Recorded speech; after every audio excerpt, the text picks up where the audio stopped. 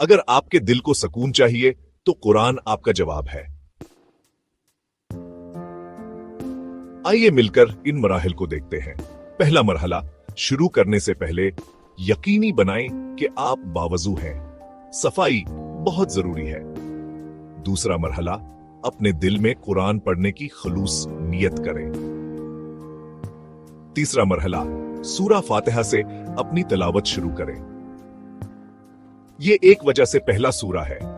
चौथा मरहला, हर आयत को शुरू से आखिर तक गौर से पढ़ें। ब्रेक टाइम पॉइंट्स, हर लफ्ज अहम है।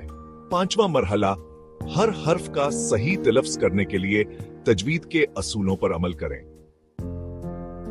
यह आपकी समझ में इजाफा करता है। छठा मरहला, तवज्जो के साथ पढ़ें और अल्फाज को अपने दिल में उतरने दें। सातवां मरहला, गहरे मानस समझने के लिए तफसीर और तर्जुमा का मुताला करें।